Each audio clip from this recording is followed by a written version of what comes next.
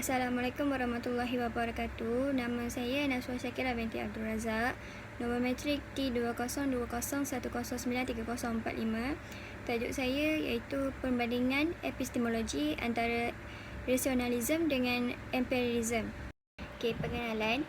Empirisme dan rasionalisme adalah dua aliran pemikiran dalam falsafah yang dicirikan oleh pandangan yang berbeza, dan oleh itu mereka harus difahami mengenai perbezaan di antara mereka. Pertama, mari kita tentukan dua pemikiran ini. Empirisme adalah sudut pandang epistemologi yang menyatakan bahawa pengalaman dan pemerhatian harus menjadi kaedah untuk memperoleh pengetahuan. Sebaliknya, rasionalisme adalah sudut pandang falsafah yang percaya bahawa pendapat dan tindakan harus berdasarkan akal dan bukannya pada kepercayaan agama atau emosi.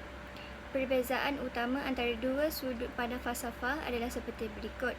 Walaupun rasionalisme percaya bahawa alasan murni cukup untuk penghasilan pengetahuan, empirisme percaya bahawa tidak demikian. Menurut empirisme, ia harus diciptakan melalui pemerhatian dan pengalaman.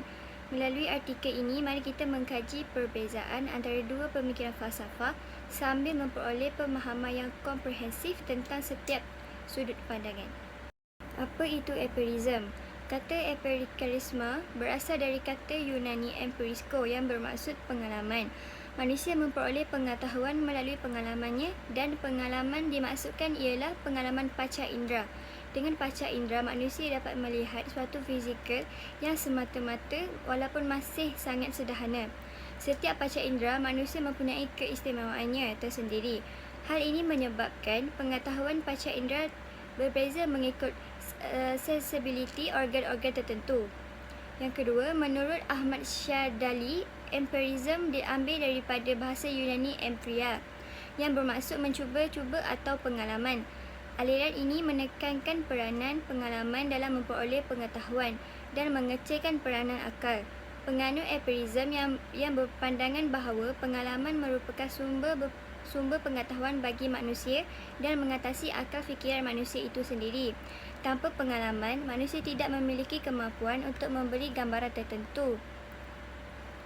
Seterusnya, John Locke mengatakan bahawa pada waktu manusia dilahirkan, keadaan akalnya masih bersih, sebagaimana kertas yang kosong yang belum bertulis apapun.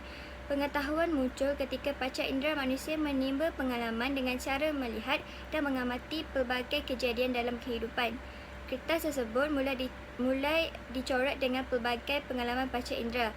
Seluruh sisa pengetahuan diperoleh dengan jalan menggunakan serta membandingkan idea-idea yang diperoleh oleh panca indera. Apakah rasionalisme? Rasionalisme adalah suatu kaedah penyelidikan dan uji kaji yang mengatakan bahawa akal adalah sumber utama ilmu pengetahuan.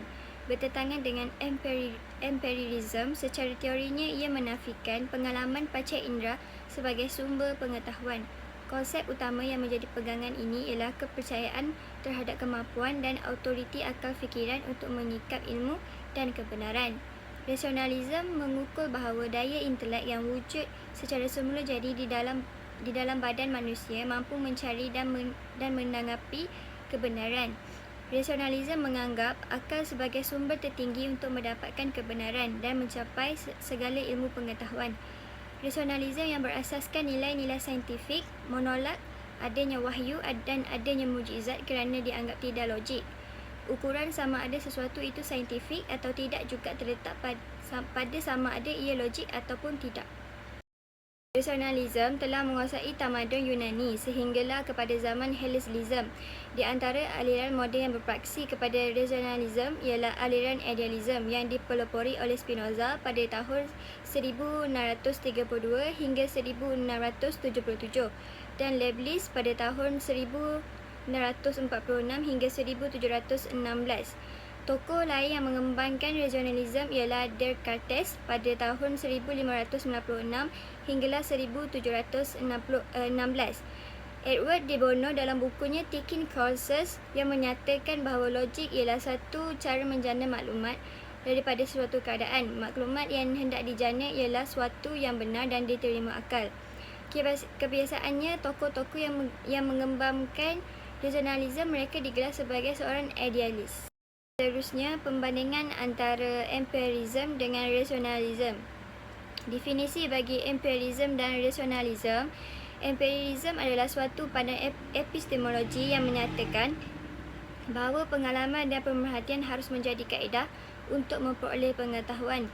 Manakala bagi rasionalism adalah sudut pandang falsafah yang percaya bahawa pendapat dan tindakan harus berdasarkan akal dan bukannya pada kepercayaan atau emosi agama. Pembandingan bagi pandangan tentang Tuhan, seorang empiris akan mengatakan bahawa seorang tidak dapat mengetahui tentang Tuhan dengan akal. Empirism percaya bahawa semua jenis pengetahuan yang berkaitan dengan kewujudan hanya dapat diperoleh daripada pengalaman. Manakala rasionalism akan mengatakan bahawa seseorang dapat memperoleh pengetahuan tentang Tuhan dengan alasan semata-mata. Bagi refleks peribadi, seorang rasionalism ahli rasional percaya bahawa individu mempunyai pengetahuan atau konsep yang semula jadi. Bagi empirism, ahli empiris percaya bahawa individu tidak mempunyai pengetahuan yang semula jadi. Penutup bagi pembandingan epistemologi dan antara rasionalism dan empirism. Perbezaan antara rasionalism dan empirism adalah bahawa rasionalism berasal dari percenaan nisbah, akal dan dari wahyu dari Tuhan, sementara empirism lebih menekankan kepada pengalaman deria baik dari luar maupun dalam untuk kaedah yang digunakan.